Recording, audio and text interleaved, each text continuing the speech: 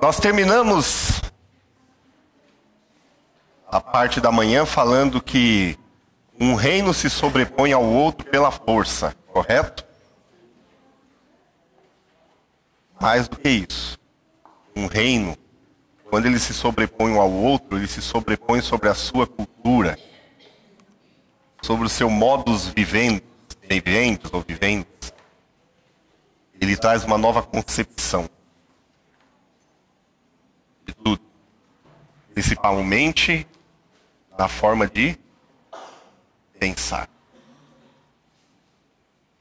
Os gregos tinham uma forma de pensar que influenciaram o mundo de tal forma que o pensamento grego até hoje influencia gerações. Depois vieram os romanos, depois os turco-otomanos. Mas a Bíblia diz que está chegando um reino, e eu faço parte desse reino, e esmiuçará e levará tudo desses reinos, não ficará nada. Nada é nada. Nem a cultura, nem o pensamento, nem a riqueza, nem a força. Não ficará nada. A Bíblia diz que não ficará debaixo do céu lugar para eles. Porque um reino tomará o céu e a terra. Esses reinos são terrenos e temporais. O reino que há de vir não é terreno. Não é temporal. A Bíblia diz que é um reino que não pode ser abalado. Não pode ser.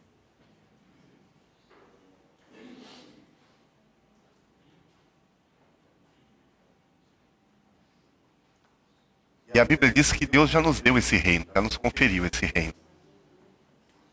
E como nós nos apropriamos dele, das benesses dele. Vou pedir para alguém pegar meu celular aqui, por favor, que eu esqueci no bolso. Tirar o volume para mim. Já está levando.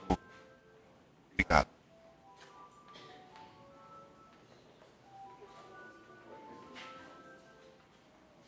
Nós já recebemos esse reino. Mas ele é tomado em guerra, em luta.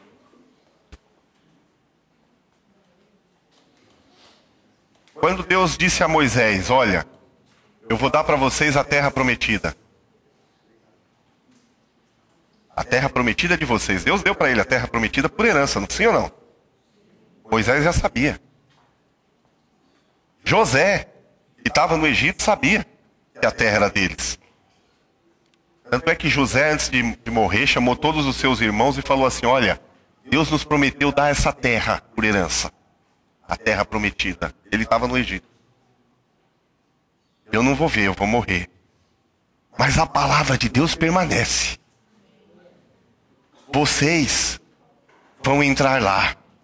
Mas eu acredito tanto na palavra de Deus que eu quero que vocês jurem para mim, meus irmãos, que quando eu morrer, vocês peguem os meus ossos e levem para a terra prometida, porque eu quero descansar na terra que Deus prometeu. Isso é fé. E José morreu. E lá na frente você vê eles atravessando o Jordão e dizendo, e levavam os ossos de José.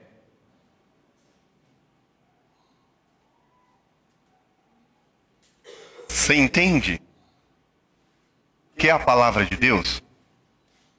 Talvez você está aqui hoje. Deus prometeu que vai salvar toda a tua casa.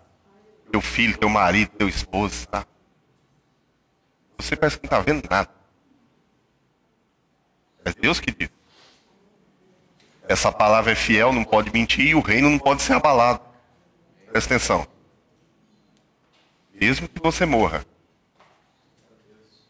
a palavra continua valendo. Toda oração, toda oferta, tudo que chegou diante de Deus, continua falando. Lembra? Não acontece.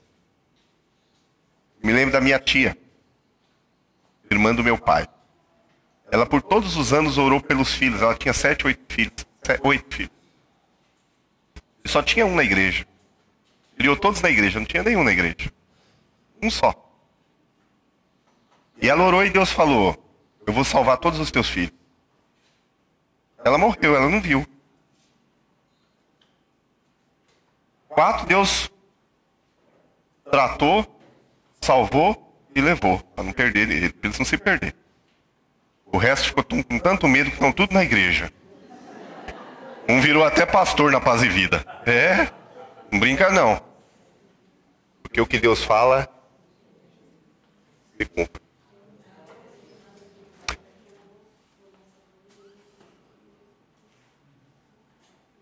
Tem coisas no reino, você tem certeza que Deus já te deu? Não abra mão. Tudo que Deus nos dá se toma em guerra. Guerra não é ficar gritando, resmungando. Guerra. Postura de guerra. É disso que nós vamos falar hoje. Amém? Em Efésios capítulo 1, versículo 3, diz assim: bendito seja o Deus e Pai de nosso Senhor Jesus Cristo, o qual nos abençoou com todas as bênçãos espirituais nas regiões celestiais em Cristo. Observe o tempo do verbo. Abençoou. Não é vai abençoar. Ele já abençoou. Entendeu? Vocês estão entendendo mesmo? Eu vou bem devagar para vocês pensar a profundidade disso. Você lembra de manhã, quando você é vestido da bênção, você não é simplesmente abençoado, você se torna a bênção, lembra? É assim que funciona o reino. Então, você já se tornou a bênção. Porque você já foi abençoado. Ok? A questão é, aonde é que nós fomos abençoados? É aqui? Aqui? Chão, planeta Terra? Onde que é lá? Ali dá a localização. Esse que é o problema. O problema é que nós fomos abençoados e somos a bênção nas regiões celestiais. É uma dimensão que não tem nada a ver com essa aqui. Influencia essa aqui diretamente, mas não é ela.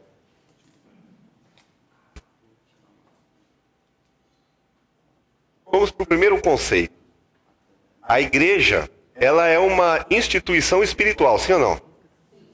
Eterna, revelada ao mundo em determinado tempo da história, militante, invisível. Então nem todo mundo que você vê sentado num banco de igreja é igreja. Igreja é outra coisa.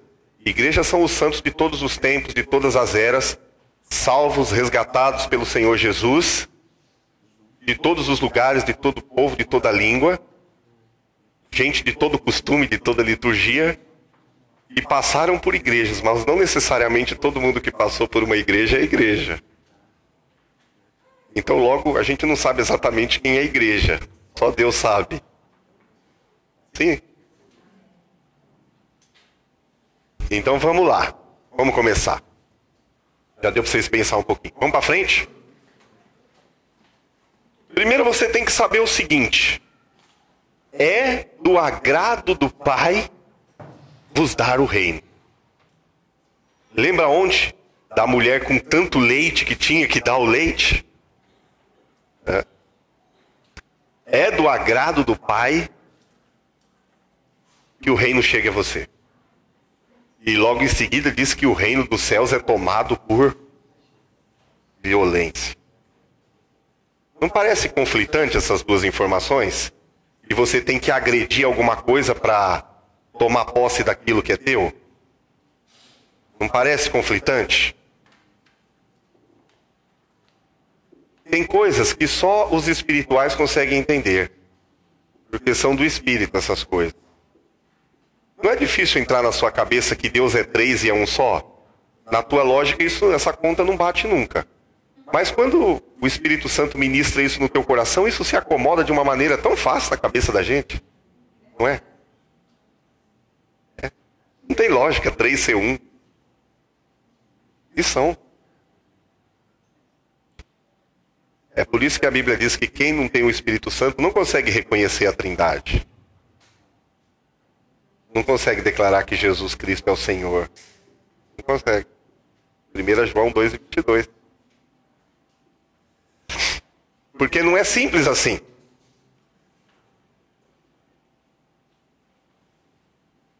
Eu tenho algo que Deus quer me dar.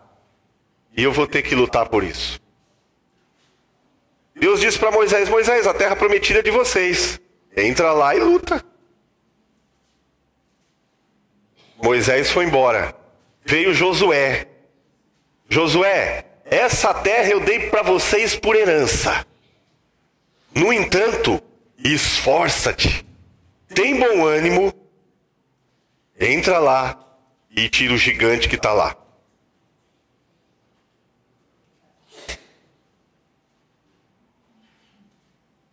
Vamos trazer para nós. Como é teu nome, querida? Carla. Você ganhou uma casa de herança. Lá no meio de Angra mesmo, lá no lugar. O lugar. Você chega na porta da casa, tem gente muito mais violenta, sanguinária, morando na casa.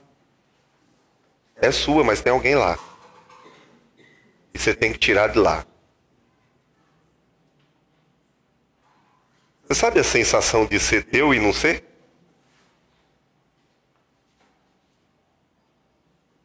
A gente não vive isso todo dia. Sejam sinceros. A gente vive isso todo dia. A gente sabe que a gente é abençoado, mas tem hora que parece que a gente não é abençoado. A gente sabe que a gente é rico, mas tem hora que parece que a gente não é rico. A gente sabe que Deus ouve, mas tem hora que parece que Deus não ouve.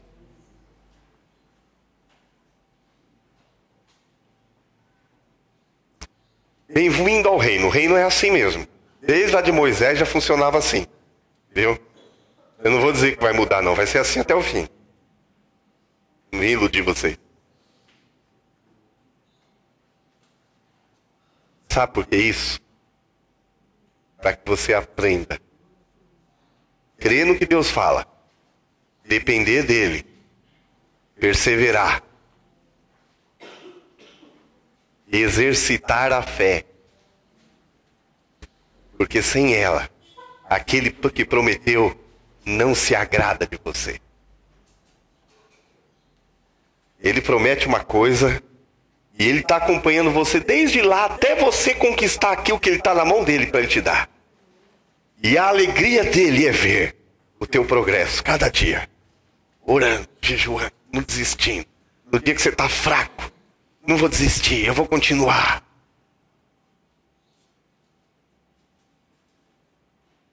Deus está olhando e falando, ele acredita em mim. Sabe a coisa que mais alegra a Deus? É você confiar nele. Porque ele é tão poderoso que quando você duvida dele, você mexe com um atributo que é dele. Onipotência. Ele tem todo o poder.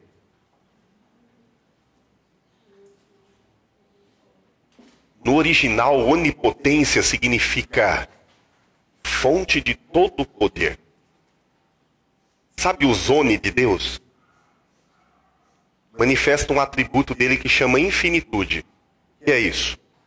Quanta força ele precisar empreender numa ação, ele tem. Se precisar mais, ele tem mais, porque ele é fonte de poder. Fonte de força. Se tiver uma situação muito difícil, e ele precisar de colocar conhecimento, ele tem conhecimento. Quanto mais difícil, ele tem mais conhecimento, porque ele é fonte infinita de conhecimento. Se você precisar de sabedoria, em uma determinada circunstância, quão difícil for, quão estratégico seja a situação que você vai ter que entrar, Deus é fonte inesgotável de sabedoria. Abba, Pai, fonte. Entende?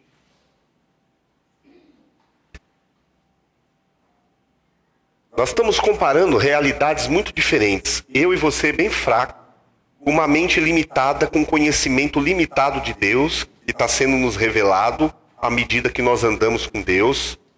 Então, nós temos um conhecimento limitado à natureza. A nossa natureza nos limita. E essa limitação a gente tira como parâmetro para a natureza de Deus. Você percebe? A gente mede Deus com a medida que nós temos.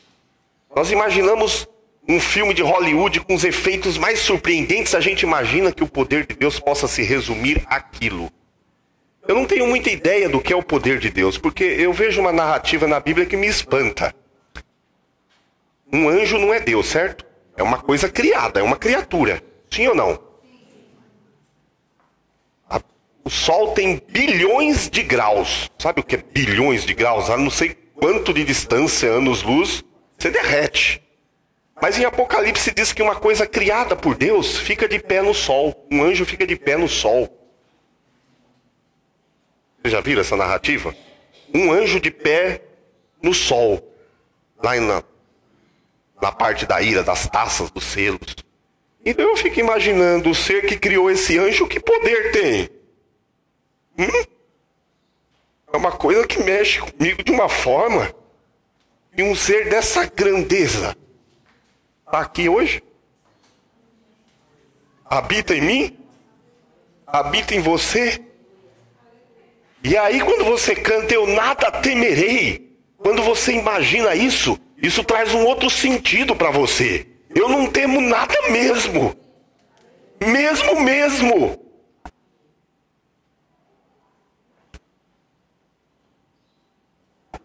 E na nossa fraqueza, a gente vai andando sabendo que Ele quer nos dar um reino. Que Ele já deu, já nos abençoou. Amém?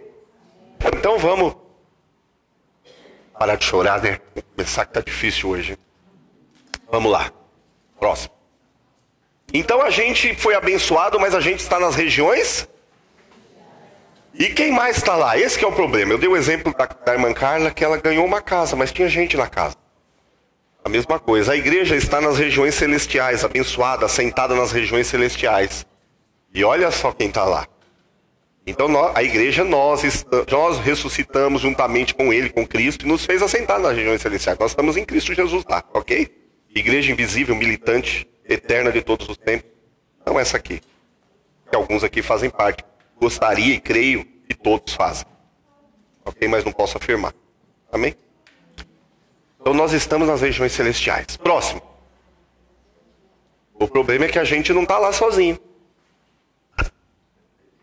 Porque não temos que lutar contra a carne e o sangue.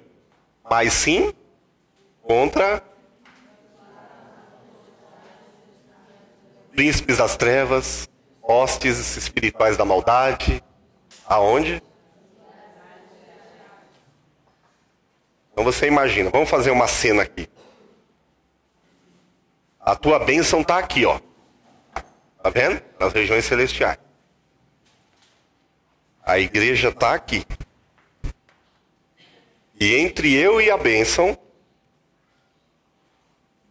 tem potestades, principados, que querem me impedir de tomar posse do que já é meu por direito. Você entendeu por que não dá para ser igreja sem fazer guerra?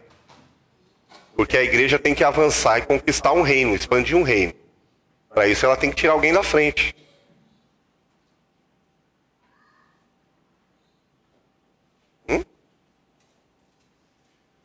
Então nós estamos assentados, desculpa, em um ringue. Nós estamos numa zona de guerra.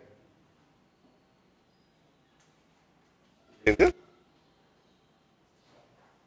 Quando você está assentado nas regiões celestiais, funciona assim. Ah, não vou mexer com o inimigo. Tem gente que fala assim, não vou mexer com o inimigo. Posso sofrer retaliação. Blá, blá, blá. Conhece gente que fala essas pataquadas? Sofrer retaliação.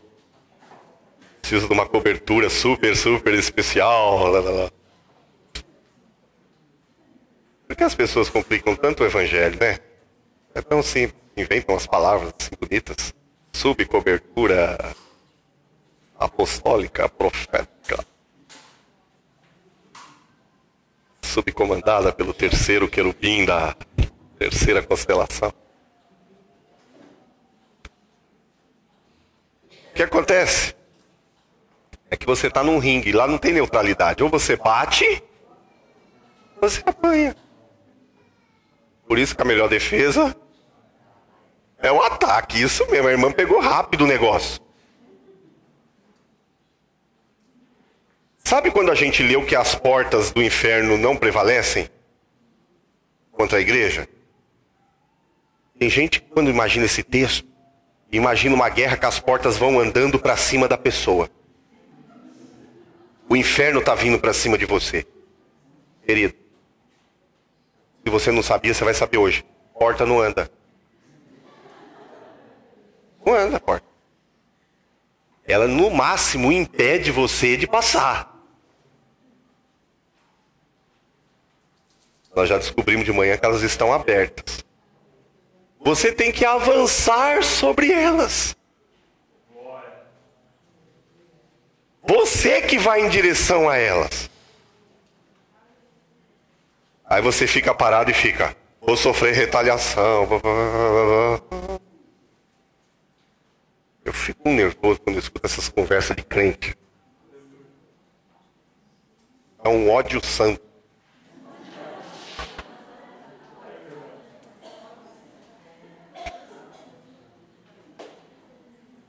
O inimigo ataca? Ataca, mas nós vamos ver, é diferente disso. Então nós temos que avançar. O problema é que a nossa luta não é contra carne e sangue. Então, você está no teu emprego lá, e sempre tem uma irmãzinha endemoniada no teu emprego, sabe? Quando você chega, você ora de manhã, ou um irmãozinho não, um rapazinho endemoniado. Você ora de manhã, tá em paz. Entra na empresa, você põe o pé e fala assim, bom dia, o céu acabou de chegar. Você entra. Eu sou o céu, eu represento o céu, o reino acabou de chegar. Legal, né? E aí tem um carinha lá, uma carinha lá na mesa, assim, com uma caneta olhando pra você. E como diz na Bahia, ele vai te atanasar o dia todo.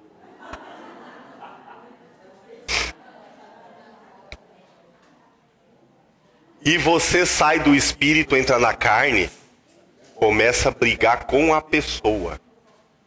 Talvez você não entenda que a pessoa está sendo só usada para te roubar. O problema não é ela, é quem está nela.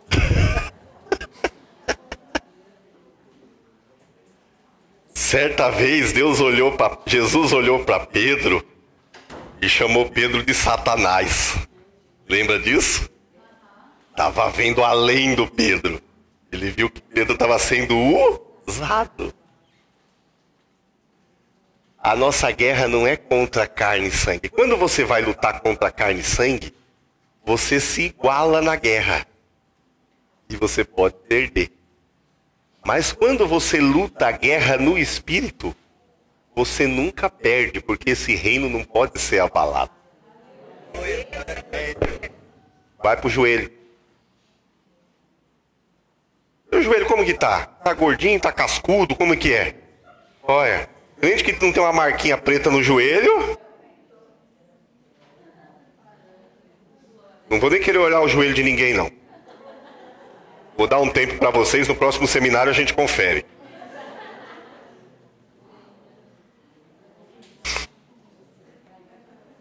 A Bíblia diz para você orar no Espírito. Sim ou não? Você sabe o que é orar no Espírito? Tem gente que pensa que orar no Espírito é ficar que nem um maluco assim, ó. Não é não.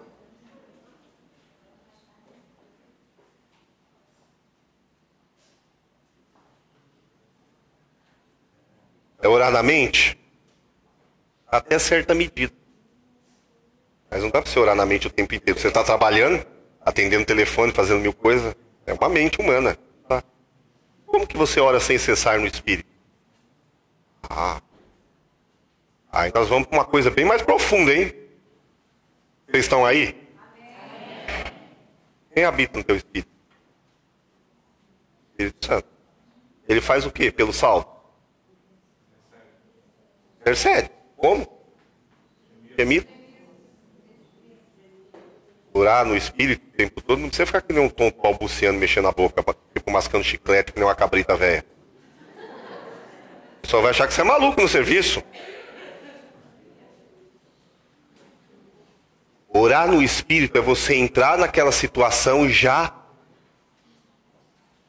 deixa com Deus, já dá entrada. Deus, eu vou continuar aqui, ó. Entendeu? Você consegue imaginar você estar aqui agora? Nossa, isso é uma coisa difícil eu explicar isso. Deus tem que me dar uma graça para me explicar isso. Que é quase impalpável eu falar.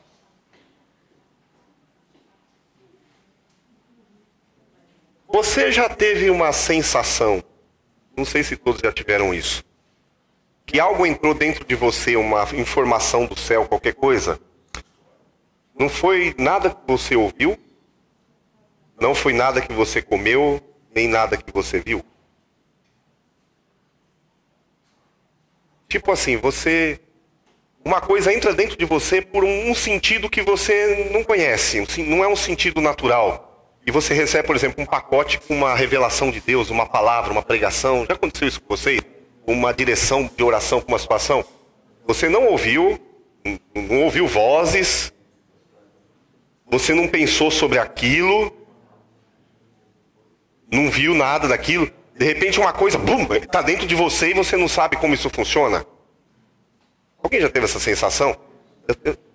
Eu não sei se eu estou espiritualizando demais, é muito difícil explicar isso. Mas orar no espírito é mais ou menos a mesma coisa.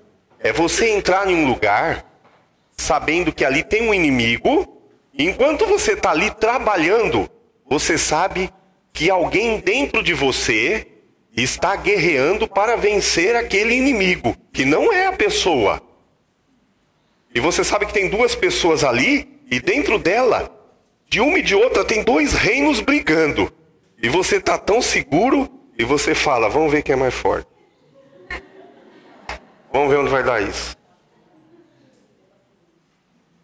E ao mesmo tempo que você está guerreando contra aquele reino que está dentro daquela pessoa, o Espírito Santo te enche de amor por aquela pessoa que está sendo usada contra você. E te leva a orar por aquela pessoa.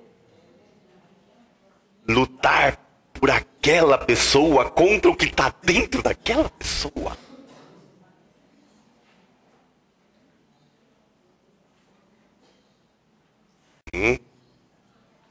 Gostoso, né? É gostoso ser do céu.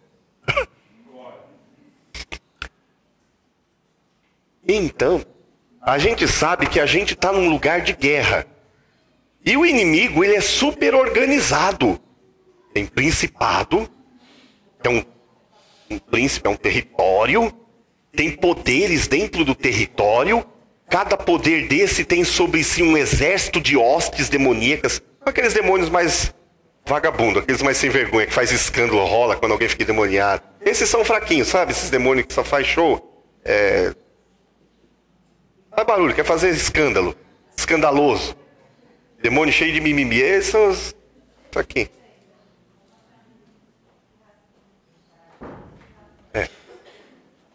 Mas assim, eles são super organizados. E às vezes a gente pensa que o reino de Deus não é organizado. E às vezes a gente olha uma instituição, uma igreja, pode ser essa, pode ser outra. Tem igreja que tem mais organização, outra menos, e tem algumas que não tem organização nenhuma. Então você olha a igreja assim, instituição física, você imagina, mas como que a gente vai vencer esse inimigo tão organizado, se a gente é tão desorganizado? O nosso erro é que a gente está comparando com reino espiritual e a gente traz o nosso parâmetro para o reino físico. Gente, o reino de Deus é tão organizado. Não é assim que a gente está pensando. Você precisa saber. Sabe que tem arcanjo, querubim, serafim, anjos de todas as patentes. Isso é mais impressionante. A Bíblia diz que tem anjos que estão determinados a ministrar, a auxiliar, a trabalhar por aqueles que hão de herdar a salvação. É super organizado. Enquanto você está pensando que o reino do inimigo é organizado, o reino invisível ao teu redor tem anjos de Deus lutando também, guardando você também. Eu acho a coisa mais linda quando a gente estuda a matéria de angelologia, que tem anjos de Deus que guardam o corpo dos que dormem no Senhor. Você é amado do começo ao fim. Você é cuidado e guardado por Deus, escondido nele até o fim. Por que você tem medo? A Bíblia diz que você nessa vida está escondido nele. E no porvir, na vida eterna, continua escondido nele.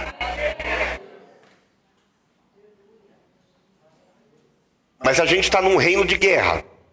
Numa zona de guerra. Então é uma zona de confronto. E nós estamos aqui para lutar, amém ou não? Então vamos para frente. Vou tentar explicar esse desenho. Imagine que aqui é o plano físico, terra, onde você vê aqui, onde você enxerga, ok? Onde fica o homem natural. Aqui no meio, vamos chamar de regiões celestiais, que é onde a igreja está assentada, junto com as potestades, principados. Então ali é uma zona de confronto. E mais acima, o trono de Deus. Para mim poder tentar explicar isso aqui, eu vou tentar trazer uma figura na tua mente. Você sabia que você é tricotômico ou triuno? Deus é Pai, Filho e Espírito Santo, é 3 em 1. Você também é. 1 Tessalonicenses 5:23. Você é espírito, alma e corpo. A gente tem um corpo para interagir com o plano físico. Ok? Estão compreendendo? A gente tem uma alma, ou mente, consciência, para interagir com as regiões celestiais. E a gente tem um espírito que interage direto com Deus. Você já ouviu Paulo falar de primeiro, segundo e terceiro céu? Ele fala, eu conheci um homem que foi arrebatado ao terceiro céu, arrebatamento do sentido, e ele viu coisas e tal. Se no corpo, fora do corpo, não sei. Então Paulo está se referindo a que céu? Ao céu que habita Deus. Trono de Deus. Terceiro céu. As regiões celestiais são o segundo céu. Então, para você entender, o primeiro céu é esse céu dessa atmosfera que a gente conhece. Primeiro céu, mundo físico, que a gente vai chamar de céu das aves. Se você quiser rabiscar a sua apostila, é muito bom. Céu das aves, dos pássaros, do avião. Físico, plano físico. Vou dar um tempo para você rabiscar aí. Põe aí em prática todos os seus dotes artísticos para fazer esse desenho.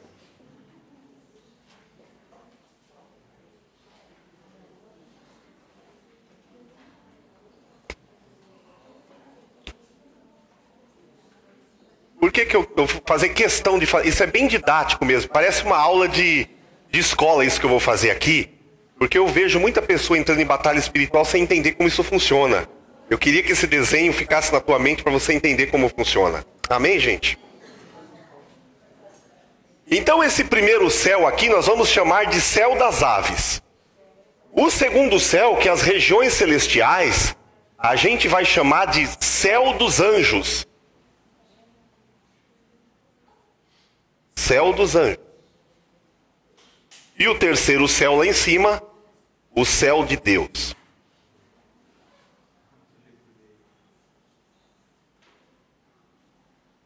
Ok? Podemos ir para frente? Quando o homem não tem a Cristo, preste bem atenção nisso. Quando o homem não é salvo, o seu espírito está morto. Ele não é tricotômico, ele só é alma e corpo. O que é o espírito estar morto? Morte na Bíblia não é deixar de existir, não é aniquilamento. Morte é só separação. Ou seja, o espírito está separado de Deus, não conectado a Deus. Então Deus o considera morto. E a Bíblia chama ele de homem carnal. É o homem do mundo que está no pecado. Ele é a alma, com seus sentimentos, lembranças, corpo físico, mas o espírito, que é a lâmpada de Deus, está apagada. Ok? Porque o espírito é uma coisa, não é palatável, é ok? Então o homem carnal, ele não é tricotômico. Ele tem duas partes vivas. E para Deus está tudo morto, porque está separado de Deus. Ok?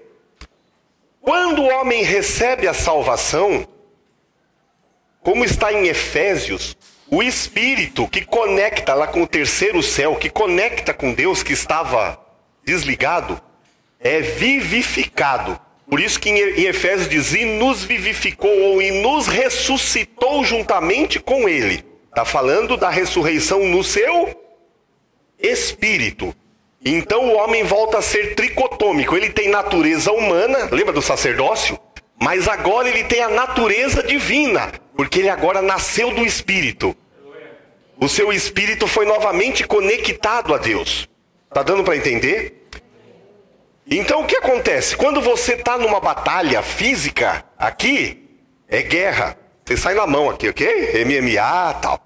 A batalha espiritual funciona o seguinte. Aqui é o teu corpo. No segundo céu, que é o céu dos anjos, a tua mente conecta, ou a tua alma, mente ou alma, conecta com os anjos. E é aqui que se trava a nossa batalha, nas regiões celestiais, na nossa cacholinha. É por isso que em Efésios fala da armadura, que vem contra dardos inflamados do inimigo contra o teu pensamento, contra a tua mente. É o pensamento que quer te dissuadir da fé, da perseverança, de trabalhar, de fazer. Você entende? Os maus pensamentos que o inimigo lança como um dardo inflamado contra a tua mente. Você tem que proteger a tua mente. Deu para entender como funciona isso? Então a nossa batalha esquece por hora o espiritual, esquece por hora o carnal. Toda a nossa preocupação tem que ser com a nossa mente. Batalha espiritual se trava na mente. Ok? Tá claro isso? Então não espiritualize isso mais do que já é. Nós estamos nas regiões celestiais.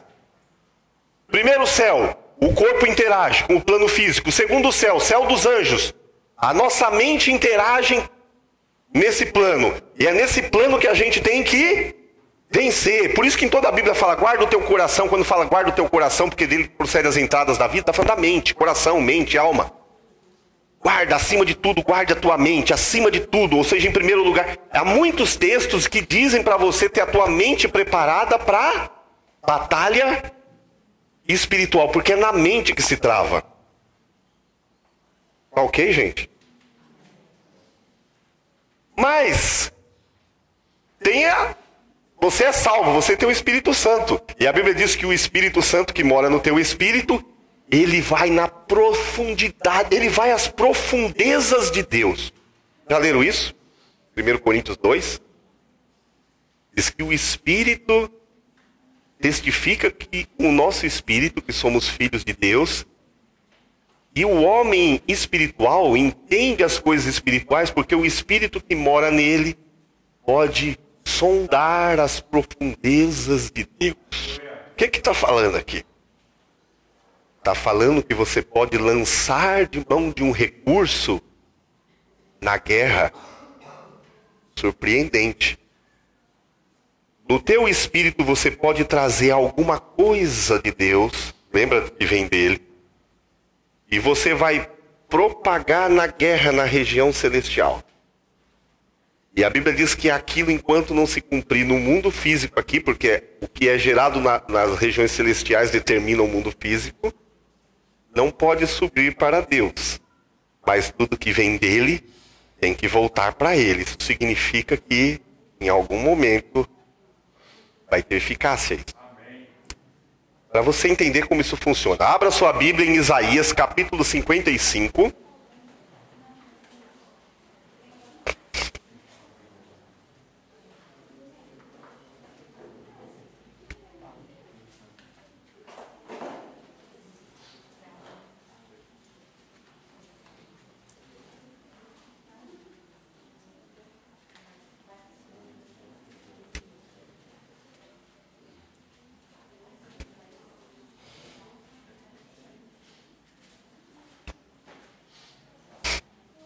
Isaías capítulo 55.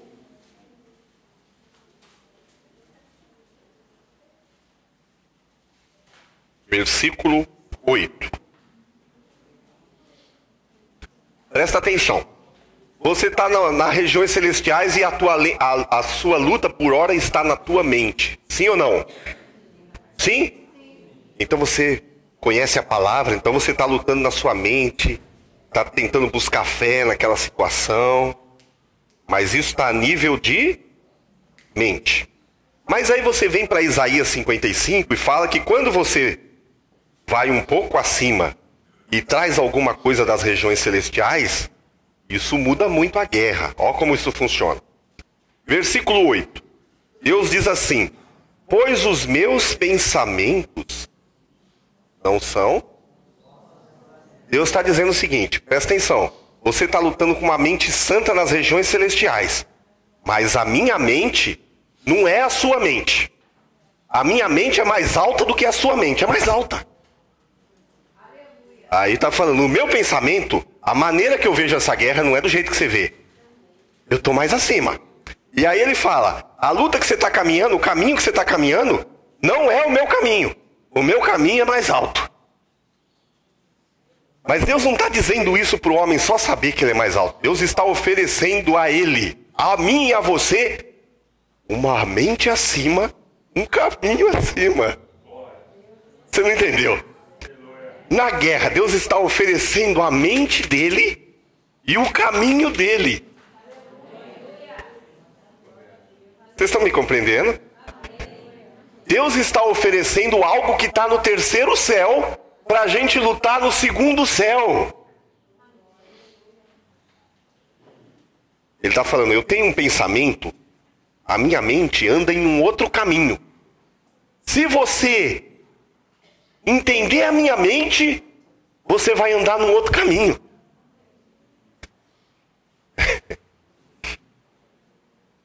Tem hora que Deus revela coisa que é espantoso.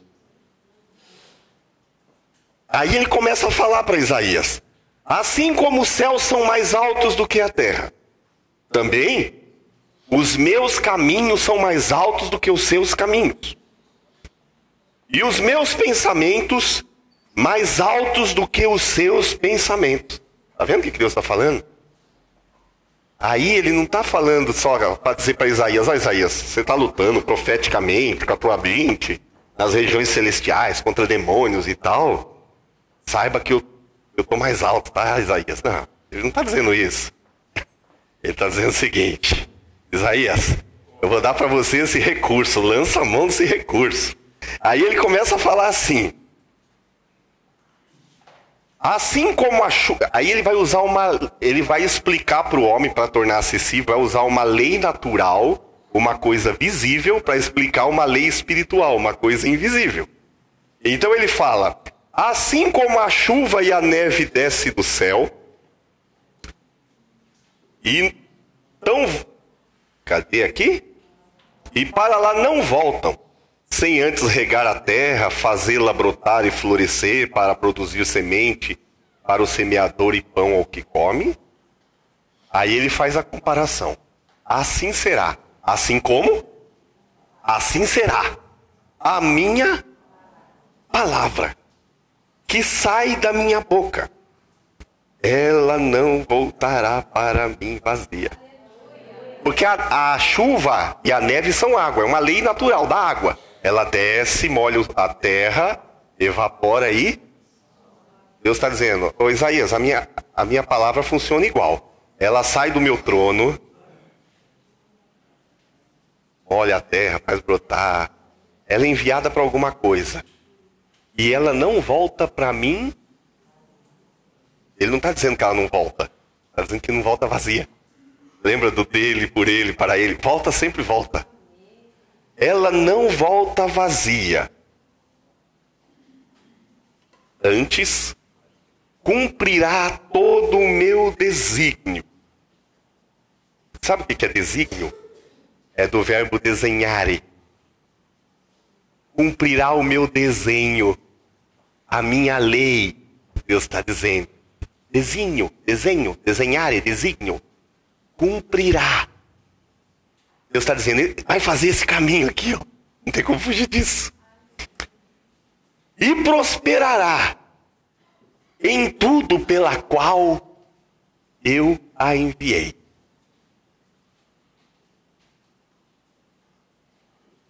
Resultado. Vocês vão sair da guerra, Isaías, com júbilo. Com alegria. Deus está oferecendo a mente dele. Quando você conecta a mente de Deus no teu espírito, ele vai gerar uma palavra. E você vai lutar a tua batalha espiritual com uma palavra.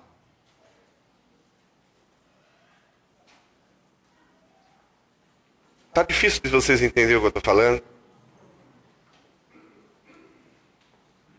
Você já passou por batalhas espirituais que Deus te deu uma música e você não saía da tua cabeça uma música chiclete, e você ficava lançando aquela sentença, aquela palavra o dia inteiro, você cantava aquela música e não sabia por que você cantava aquela música?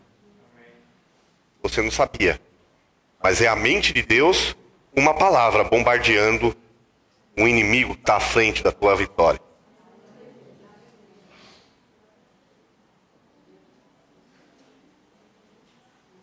Já aconteceu com você, isso já aconteceu comigo, posso dar um testemunho. Uma vez eu estava numa luta muito difícil. Eu me lembro que eu estava no banheiro. Deus sempre fala muito comigo no banheiro. Como eu tenho família grande, sabe, né? Eu não tenho muita privacidade. O banheiro é o lugar que eu fico. Gosto de ficar no banheiro. E eu estava ali, do nada. Uma palavra caiu dentro de mim assim, a palavra era pavilhão. Palavra esquisita, essa palavra não faz parte do meu vocabulário. Pavilhão. Coisa de louco. Aí passou os dias. Pavilhão. De novo. Pavilhão. Não entendi nada. Depois de muito tempo eu entendi. Era isso. Deus, através do meu espírito, estava me dando uma palavra. Era uma palavra rema. Em uma situação. Às vezes não é uma música que Deus dá. Às vezes Deus vai te dar uma fotografia. Você fecha o olho e vê uma imagem. E você começa a falar aquilo que você viu. É quando o que está no reino do Espírito é trazido para o teu pensamento, para a tua memória, para a tua cabeça, para a tua cachola. Então a Bíblia diz que quando a mente de Deus penetra na nossa mente, ela sempre gera uma palavra. E a palavra de Deus gera coisas. Produz coisas. Tudo é criado pelo poder da palavra. E mais que isso, tudo é sustentado em ordem pelo poder da palavra. A palavra estabelece coisas e torna essas coisas estabelecidas. Estão entendendo? E então, quando a mente de Deus desvenda uma situação espiritual, você passa por esse principado e você chega no lugar da bênção. O problema é o caminho para atingir a mente de Deus. Se você não fizer nada, você nunca vai atingir a mente de Deus. Esse que é a questão. Eu preciso fazer algo para ter a mente de Deus. Como que eu faço isso? Alguém me dá uma ideia? Tem gente que pensa que é ouvindo música gospel. Que é ouvindo programa evangélico de televisão. Ah, minha casa é uma bênção, eu ouço música evangélica o dia inteiro. Apesar que ouvir música evangélica não quer dizer nada, né? 80% das músicas evangélicas não são nem bíblicas. É melhor as músicas do Legião Urbana, são mais bíblicas do que a maioria das músicas gospel. Lá fala de pais e filhos, lá fala de Eduardo e Mônica, do Jugo Desigual. É mais bíblica do que muita música. Fala sobre amar, né? Então, você ficar com a rádio o dia inteiro ligado em música gospel não quer dizer nada que você está conectado com o céu. Quer dizer só que você está ouvindo baboseira, muita heresia de monte. Só isso, desculpa. Eu derrubei o teu castelo de areia, mas é isso.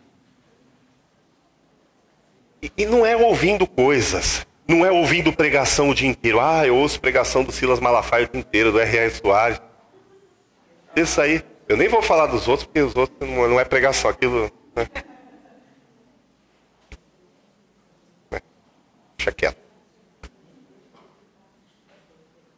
Isso você não vai conectar a tua mente a Deus. Isso no máximo vai te trazer conhecimento. Você pode ficar ouvindo um seminário meu aqui, ó. Também não vai te conectar à mente de Deus. Não dá. A Bíblia diz que só tem um jeito de você se encher do Espírito Santo. Que é o Espírito. Vocês entenderam que é o Espírito Santo que habita no teu espírito que conecta a Deus? E para conectar a Deus precisa de uma plenitude de medida.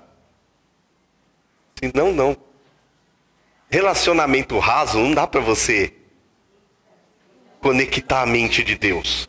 Vocês estão me entendendo? Então eu vou trazer para vocês um conceito bíblico de como se encher do Espírito Santo. Em Efésios 5 fala assim, para você não se embriagar com vinho. Porque o vinho ele enche a tua cachola, certo? Mas para você se embriagar com o Espírito Santo. Hein? E não há contenda. E aí dá a receita como você se encher do Espírito Santo. Cantando hinos espirituais, salmodiando, falando. Você vai ver todos aqueles versos e você vai descobrir que para você se encher do Espírito, você precisa verbalizar a palavra. Você se enche daquilo que você fala. O Espírito é o contrário, não é aquilo que entra na tua boca que te enche, é aquilo que sai. Quanto mais você glorifica a Deus, de mais glória você se enche. Quanto mais gratidão você dá a Deus, quanto mais você agradece, de mais gratidão você se enche. O inimigo conhece esse princípio, por isso que uma pessoa que só ouve música de revolta, funk de revolta, rap de revolta, ele é revoltado, porque quanto mais ele canta um rap de revolta, mais revoltado ele é. Quanto mais ele canta o funk da lascívia, mais prostituto ele se torna, mais lascivo ele se torna, porque aquilo que você verbaliza é aquilo que te enche. Percebeu? Vocês estão entendendo o que eu estou falando? Então, à medida que te enche do Espírito, Espírito e palavra andam juntos. Presta atenção. Ninguém pode ser cheio do Espírito Santo se não for cheio da palavra. O Espírito Santo, ele é autor da palavra, revelador da palavra, e ele trabalha com a palavra. Sem a palavra, o Espírito Santo... A palavra é a ferramenta do Espírito Santo. Quanto mais você verbaliza a palavra, mais você se enche do Espírito. É por isso que na luta, você canta. Quanto mais você canta, mais você se enche do Espírito. E a mente de Deus vai vir a você na luta.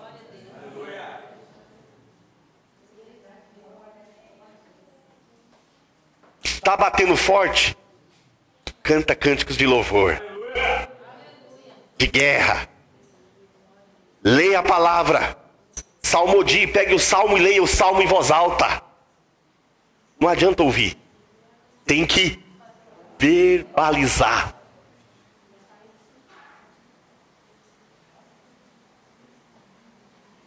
Ah, era só isso? É. Não tem um trimelique, muita mais. Se encha da palavra, verbalizando a palavra.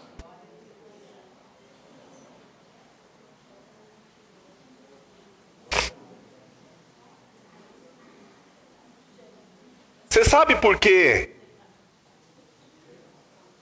Quando o povo de Israel saía às batalhas, a tribo que ia na frente era o pessoal que cantava, era a tribo do louvor, Judá.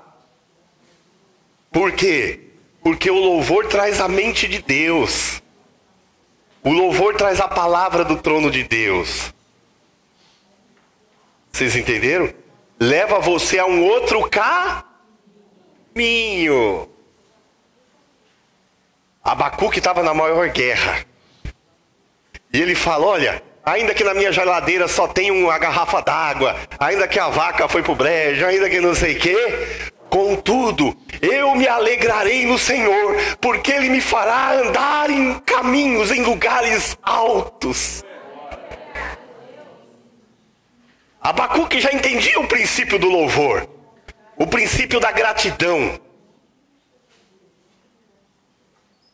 E é nesse louvor que você vai falar, na palavra que você vai salmodiar, que virá a palavra rema, que trará a estratégia da batalha.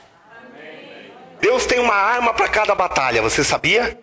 E quanto mais situações difíceis se apresentar, o seu atributo de infinitude traz uma outra arma. Uma outra arma. A gente sempre classifica as armas, arma de defesa, arma de ataque. Tem arma que nem na Bíblia tem. Deus dá arma que não está nem escrito. A gente coloca Deus numa caixinha, né? Culto das causas impossíveis. A gente coloca ele na caixinha hoje. Quarta-feira, dia do culto das causas impossíveis. Terça-feira, o dia da casa própria. A gente faz da igreja, do reino de Deus, um supermercado com feirão, sacolão. Hoje é o dia do sacolão, é mais barato. Não ponha Deus na sua caixinha, não. Gente, eu já vi... Eu já vi Deus usar ímpio para evangelizar crente. Vocês estão dando risada? Trabalhava comigo um crente tão atrapalhado que um ímpio que evangelizava ele. Eu falava, Jesus, aqui a mula tá falando.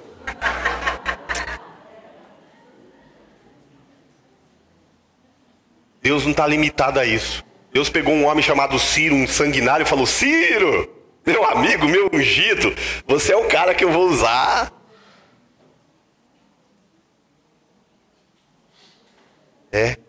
Gente, a gente põe Deus na nossa caixinha. Deus é desse tamanho aqui, ó. Ele vai fazer assim, assim. Não é isso não. A minha mente é mais alta que a de vocês. O meu caminho também. Quer andar no meu caminho? Louva, salmodia, ação de graça. Verbaliza a minha palavra. Você vai se encher à medida que você se enche. Ok? Estamos indo bem? Estão entendendo? Então, antes de sair pela casa, eu declaro, eu esperneio. Estão entendendo os processos? Amém, gente? Você pode fazer oração de guerra, não estou dizendo que não pode. Só que tem passo a passo, né? Tem gente que quer começar a fazer a casa pelo telhado. Antes de você sair orando e guerreando, Deus já te deu a palavra da guerra?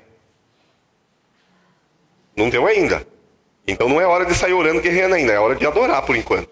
É hora de verbalizar a palavra. Não dê nenhum passo sem que Deus esteja na frente. A gente costuma querer ajudar Deus. Abraão tentou ajudar Deus, né? Você viu o Ismael? O problema está aí até hoje. Quando você quer ajudar Deus é uma desgraça.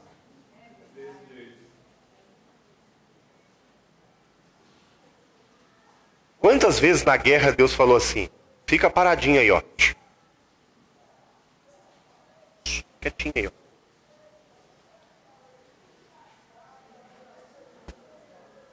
Uma coisa muito importante em batalha é falar mais com Deus do que com as pessoas sobre a tua luta, tá? Quem fala demais, guarda isso. Isso aí eu aprendi com meu pai, hein? Quem fala demais dá bom dia a cavalo. Passa para um cavalo, bom dia. Fala demais. conta coisas para quem não é para saber. Se você tem um confidente, um amigo de oração, luta com ele. Não precisa lutar com 50 pessoas ao mesmo tempo. Você não tem um amigo, um confidente de oração aí para você confessar, para lutar junto? Vem falar com o teu pastor, ora com o teu pastor. Se é um assunto de mulher, vai com a tua pastora. Se é uma situação delicada, você tem que ter um confidente. Mas você não tem que ficar abrindo a boca para... Entendeu? Por enquanto só declara a bênção. Só a palavra, só o louvor. Ok? Então vamos lá. Vocês entenderam esse desenho aqui? Deu para entender? Mas por enquanto, até se encher, tudo é aqui na... Vamos para frente. Então a gente está assentado nas regiões celestiais. Então a natureza da guerra ela é espiritual, sim ou não? A igreja é uma instituição espiritual, anjos, principados, dominadores, principados também são seres espirituais, sim? Então a natureza da nossa guerra é espiritual. O lugar da guerra, regiões celestiais. Então numa guerra dessa, a gente precisa de armadura espiritual e armas espirituais. Tudo tem que ser espiritual. Carne e sangue não serve, o teu crachá de pastor não serve, o teu crachá de assistente do terceiro querubim não serve, de apóstolo, agora tem um sumo sacerdote, olha, pataquado. Isso é anticristo, hein? Sumo sacerdote é Jesus, é substituto para Jesus, abre o olho. Patriarca, essas coisas. Olha, invente o crachá que você quiser. Isso não move as regiões celestiais. O que você tem não move as regiões celestiais. Já vou repetir o que eu já falei anteriormente. O que move as regiões celestiais é o que você é. As regiões celestiais conhecem muito bem quem você é.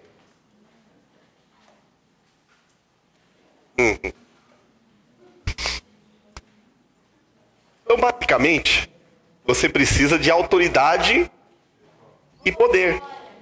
De armadura e poder. Vou tentar explicar isso. Nós recebemos uma armadura, sim? Efésios 6. Capacete da salvação. Escudo da fé. Espada do Espírito. Cinto da verdade. Sandália da... E? Escolinha dominical, as crianças fazem a fantasia, sai, né? Cartolina, tudo bonitinho, tira foto. Lindo.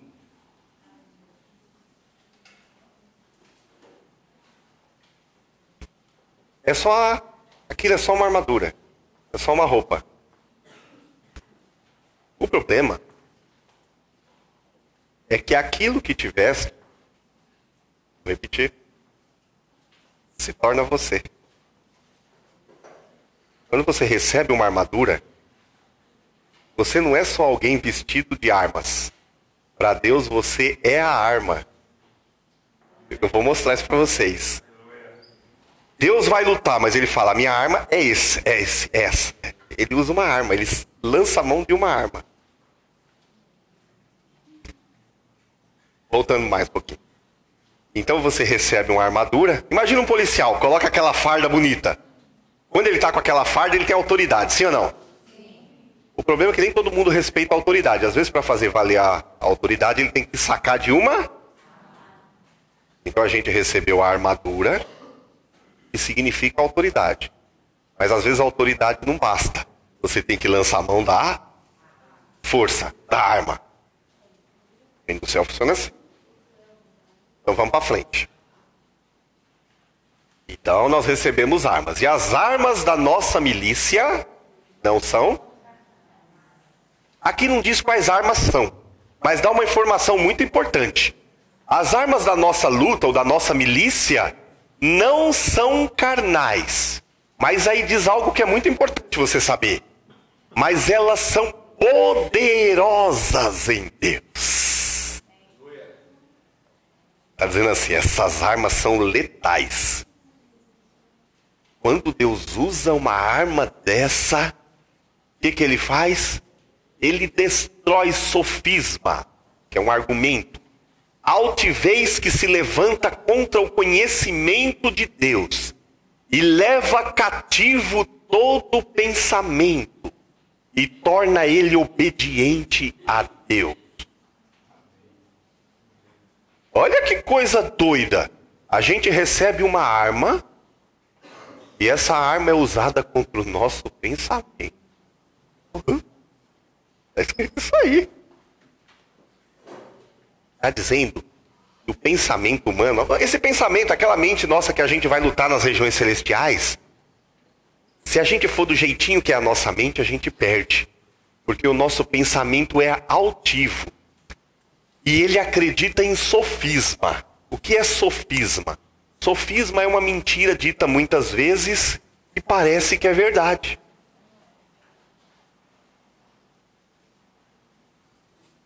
É tão legal isso. Hoje a gente vê um sofisma que existe no mundo, né?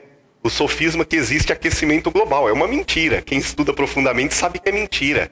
Não é os gases que fazem o planeta se aquecer. O planeta por si mesmo, ele aquece e desaquece. Teve a era glacial. Porque, na verdade, o que controla a temperatura do planeta é os oceanos.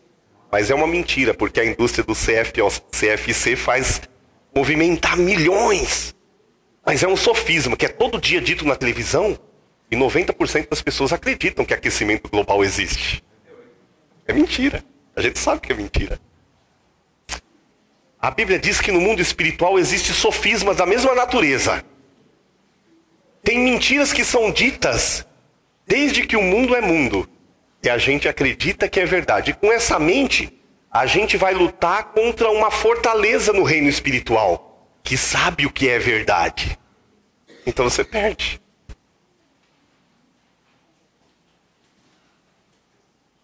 Estão entendendo o que eu estou falando? Então Deus te dá uma arma para destruir um sofisma que se torna uma altivez, se torna uma barreira contra o conhecimento de Deus.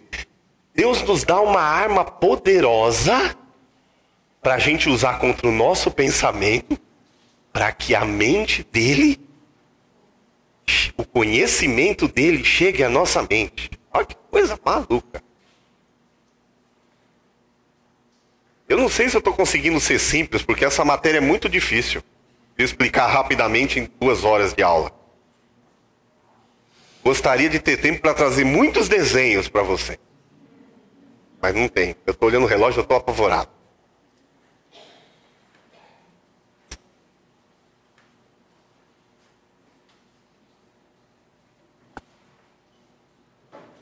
A Bíblia diz que o coração do homem é enganoso.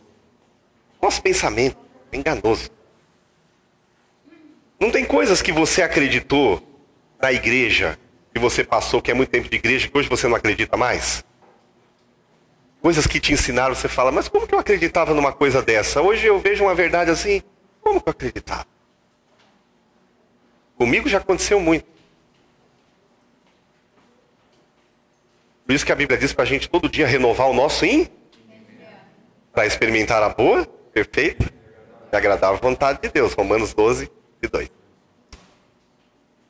Então Deus nos dá armas, não é para a gente matar o companheiro de trabalho. Deus dá uma arma para a gente investigar o nosso pensamento. E quando a verdade de Deus chega, gente, é impressionante, porque a verdade liberta. Quando o conhecimento de Deus chega na tua cachola, é impossível você regredir para trás. Tem coisa que você nunca mais vai aceitar, nunca mais vai praticar, e você vislumbra um mundo novo, um horizonte novo que Deus abre. Você começa a ver o tamanho que é o inimigo, a organização dele, mas você consegue ver o tamanho do reino de Deus, a organização, o poder desse reino. Quando a verdade chega, a gente começa, mesmo em batalha espiritual, falar menos de demônio, menos nome de demônio, e a gente começa a falar mais do poder de Deus.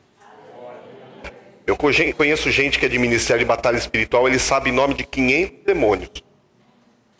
mas ele não sabe citar 4 salmos de cor. E o salmista diz: eu quero ter a tua palavra na minha língua. Eu quero ser um fiel. Eu quero ser um cara que com a espada, ó, pam, pam. Não me interessa o nome desse bandido.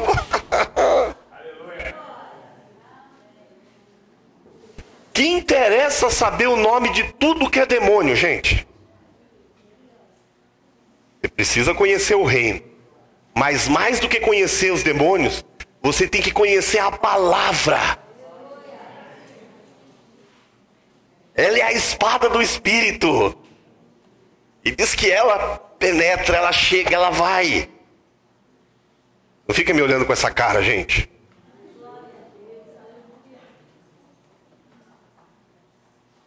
Eu tenho comigo um conceito. O que está na Bíblia basta. A Bíblia diz que tudo que nos foi revelado, que nos foi escrito para a nossa consolação, para a nossa edificação, para o nosso ensino, foi escrito, foi nos dado. Você acha que o Espírito Santo errou de não colocar nome de tudo que é Exu, de tudo que é pomba na Bíblia? Não, gente, o Espírito Santo não errou, não. Vocês estão com uma cara estranha. Jesus, quando se dirigia a um demônio, não perguntava o nome dele, não perguntava a situação, o estado civil, não. Tinha uma enfermidade, não sabia o nome daquele demônio, ou mesmo se sabia, ele não dizia, ele falava: espírito de enfermidade, saia. Espírito disso, saia. Tal coisa, saia. Não interessa saber quem é, nome.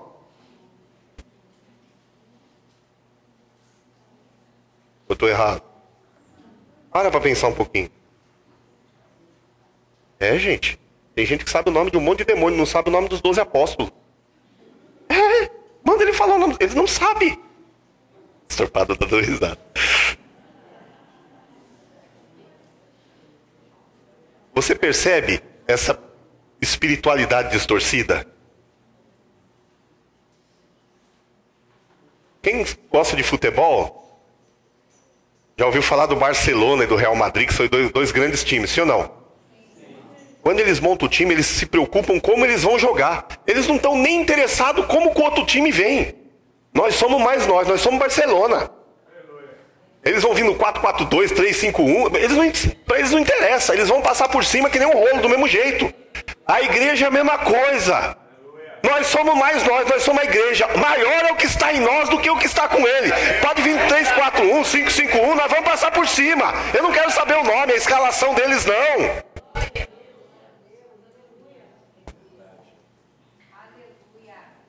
Mas esse bichão é grande. E daí, o nosso é maior.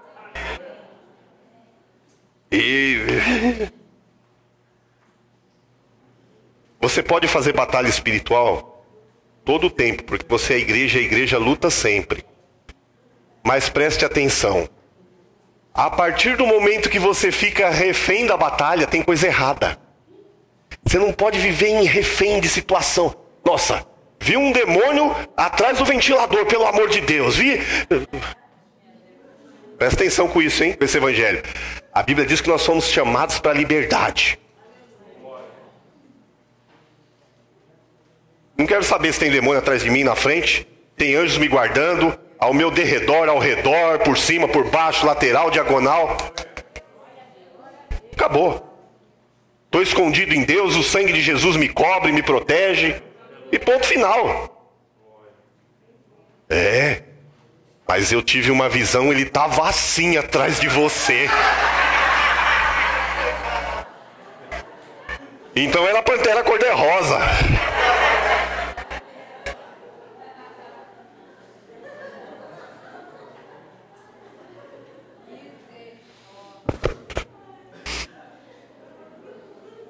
Vamos pro próximo. Não passou 2, não? Volta um aí. Não, é isso mesmo. Pode descer. Quais armas a gente tem? Arma de defesa. O sangue de? Quem nos protege? Quem nos cobre?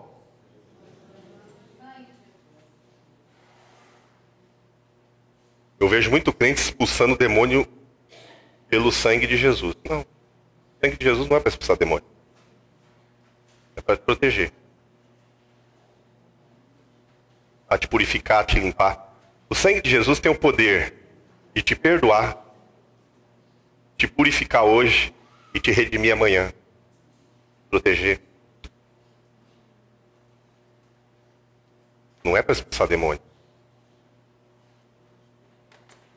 Expulsa demônio em nome de Jesus. É uma arma de ataque. É o nome que é dado no céu, acima do céu, embaixo da terra, sobre todo nome. E quando esse nome é dito, todo nome, toda língua tem que se prostrar. Quando é dito o nome de Jesus, o demônio tem que abaixar a orelhinha. Arma de ataque. No nome de Jesus. É muito importante também o nome de Jesus para a gente orar. Por que a gente ora e sempre termina a oração por Jesus, em nome de Jesus? Porque é por procuração. Ele é o mediador, ele se fez a oferta que nos cobre, então Deus vê ele lá quando você ora em nome de Jesus. É que imagina que aqui o prefeito de Frade quer falar com o governador com... Aqui tá uma confusão, é o Pezão? É o Pezão? Ainda é o Pezão. Tá. O prefeito de Frade quer falar com o Pezão, mas ele não pode ir lá. E ele manda um de vocês lá. Mas ele não te dá nada.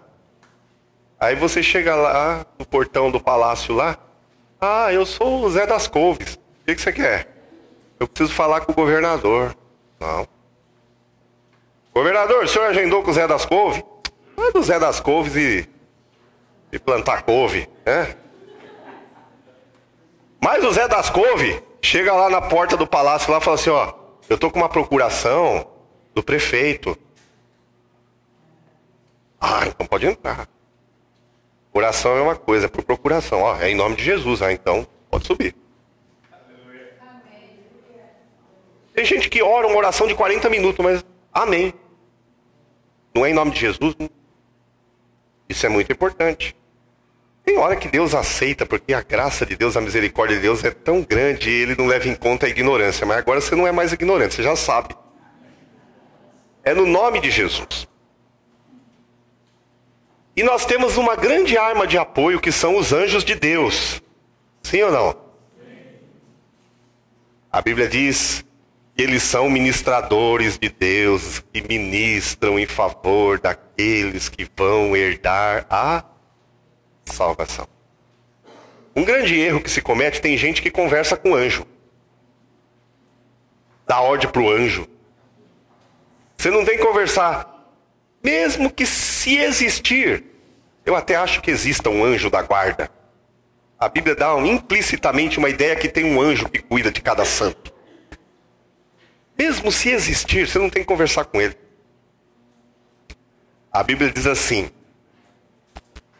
Deus diz, ó, aos seus anjos, aos anjos de Deus, Deus dará ordem aos seus anjos para que te guardem. É Deus que decide. Eu vou explicar uma coisa para vocês. Não dá uma ideia que os anjos são maiores do que nós? São mais poderosos. Até falei que um que fica de pé no sol. Eles são, por hora. Mas nós seremos maiores do que eles. Porque a Bíblia diz assim que os anjos só são criaturas. E aí na Bíblia tem uma pergunta que me enche de alegria. A qual desses anjos algum dia Deus chamou de filho?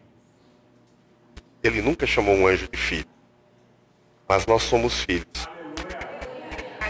O pai tem muitos filhos numa grande casa. E os anjos são como empregados que estão a nosso favor, servindo a nosso favor. Hoje eles são maiores do que nós. Mas quando nós tivermos o nosso corpo ressurreto, ressuscitado, glorificado, a Bíblia diz que nós haveremos de julgar os anjos. Percebe? A Bíblia diz que por um pequeno espaço de tempo, Deus nos fez menor do que os anjos. Por um período. Mas a verdade é que nós somos filhos, e anjos nunca são filhos. Eles foram criados para servir os filhos de Deus. para trabalhar pelos filhos de Deus.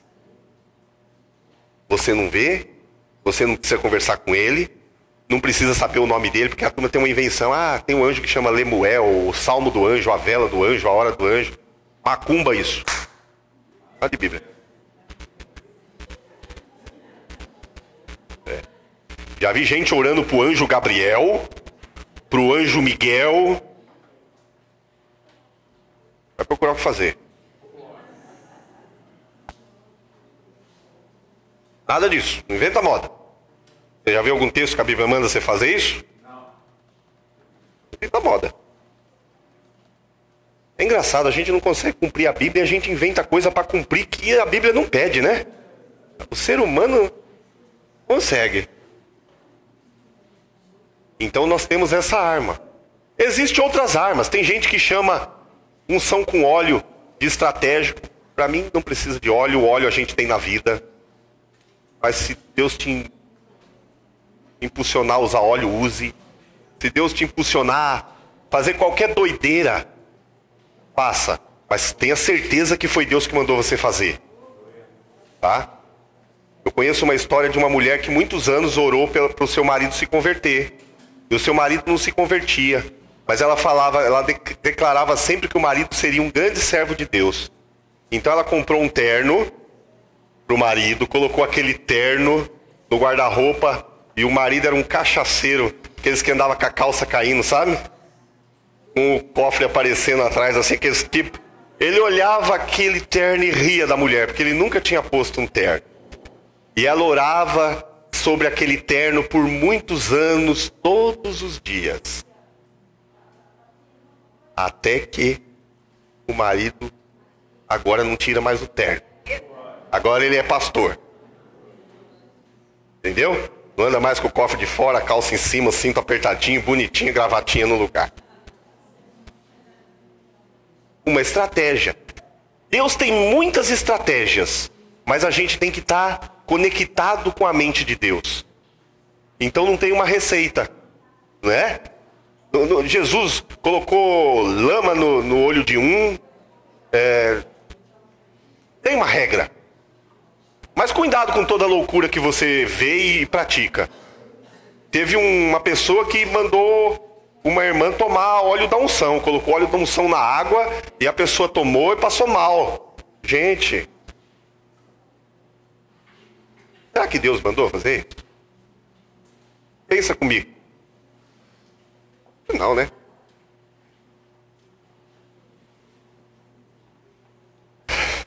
Cada coisa. Então, são armas que a gente tem. Próximo. A nossa armadura. Couraça da... Você sabe o que é justiça?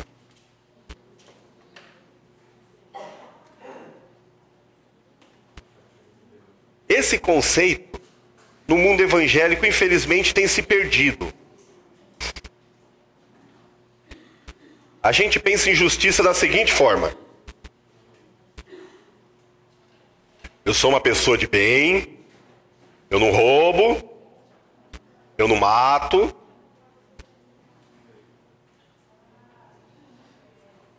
Mas a justiça, e aqui não está falando da justiça do homem, porque a Bíblia diz que a justiça do homem é como um trapo de imundícia. Vocês sabem o que significa isso? O que Deus está dizendo, na verdade, com um trapo de imundícia? Ele fala, a justiça que você acha que você é justo é trapo de imundícia. Naquele tempo as mulheres não tinham absorvente íntimo, mods, always e tal. O trapo de imundícia era aquele paninho que a mulher punha no tempo da menstruação, quando tirava aquele paninho nojento. Deus usou essa frase e falou assim, ó, é a justiça de vocês, é esse trapinho de imundícia aí. Não é dessa justiça que Deus nos revestiu. É uma justiça de Deus. A justiça de Deus... acho que agora eu vou chutar a canela de gente. Funciona assim. Eu tenho bastante. Tudo que eu tenho, Deus me deu. Foi honestamente que eu ganhei. Mas tem um aqui que tem tão pouquinho. Mas eu não sou obrigado a dar, porque o que eu ganhei foi com o meu mérito. A justiça de Deus faz você dar.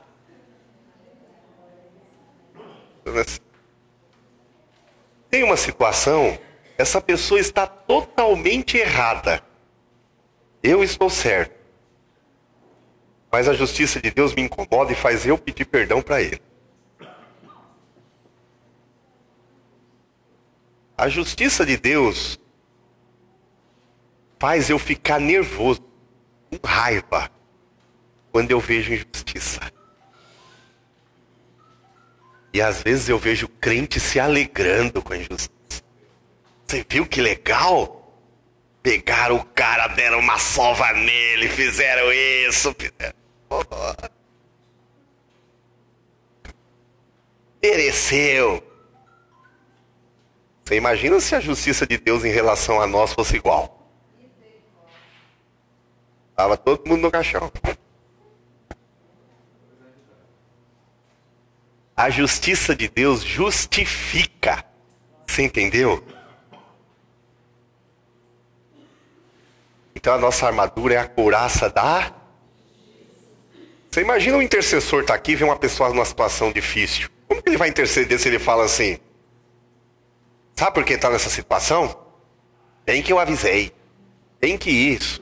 Blá blá blá. Você não precisa desse sermão. O inferno faz esse sermão. Diabo significa acusador. Você não precisa fazer esse papel. A justiça de Deus é: tá errado. Mas tem jeito. A justiça de Deus é diferente. Calçado na preparação do evangelho da paz. Basta pregar o evangelho? Que evangelho que é para pregar? Viver, tá? Evangelho da... Fala forte, pessoal, vocês estão com medo? Evangelho da paz. Tem crente que tem um problema, uma disputa lá da folha da árvore do vizinho que cai na calha. Ele sobe no muro e fala assim: você não sabe com quem você está mexendo. Você não conhece o Deus que eu sirvo.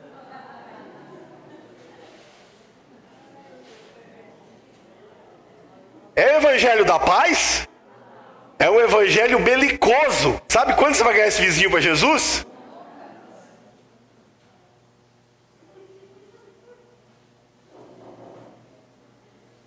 Pastor, como você fala isso? Eu estou no meu direito. A minha calha está entupida. Se entope e ora por ele. Chama ele e vê se ele quer. Se não quiser, aguenta, guerreia no espírito. Deus ou salva ele, ou faz ele vender a casa, ou põe outro vizinho lá. Você é crente, acredita em Deus, na palavra de Deus ou não? Evangelho da... Eu tenho visto muito pouca gente pregar o evangelho da paz.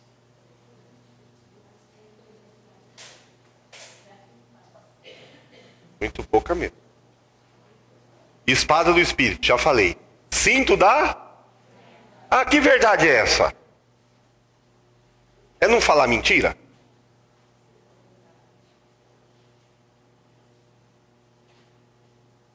Só não falar mentira? É isso o cinto da verdade? Não, gente.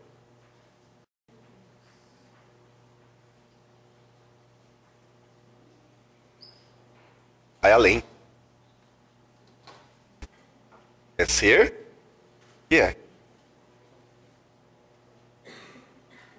Vou mexer de novo. Você conhece aquela pessoa que vive de aparência?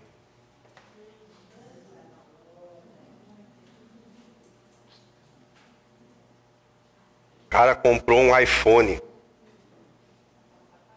O carnê é dessa grossura. Faz 2 anos que o cara só come ovo.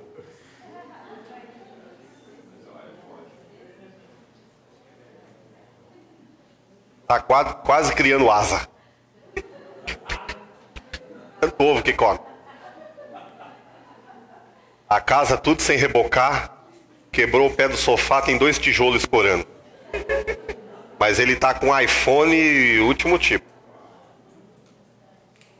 Mora de aluguel. Mas comprou um carro de 130 mil. cinto da mentira. Você vive de mentira. Paulo fala, eu sei viver com muito, com pouco. Eu vivo com o que eu tenho. Gente, Paulo foi um dos grandes homens do Império Romano, que foi o maior império que passou nessa terra. Um dos homens mais sábios da história humana. Ele é conhecido até hoje como um grande homem, sim ou não? Você sabia que ele morreu morando numa casa alugada? É só ler a Bíblia. O que te faz ser grande ou pequeno não é o que você tem, é o que você é. Se você te levar, seja lembrado pelo que você foi, não pelo que você tem. Você pode ter. Não se prenda a isso. Viva com o que Deus te deu. Se te deu muito, viva com muito. Se deu pouco, glória a Deus, viva com pouco. Cinto dá? Porque cinto é para segurar a calça para você andar, para você viver. Entendeu? Quando você compra e quer viver do que não dá, a calça cai, você passa vergonha. Aquelas coisas que vocês conhecem. Vem um motoqueiro da loja 100 na tua porta te cobrar. Feio, feio pra caramba. Capacete dá autoexplicável. Escudo dá contra os dardos. Pessoal, tá chovendo, vocês não podem ir muito longe para não se molhar, né? As irmãs se penteiam, não pode tomar chuva no cabelo, aquelas coisas. Nós vamos dar uma parada de 10 minutos.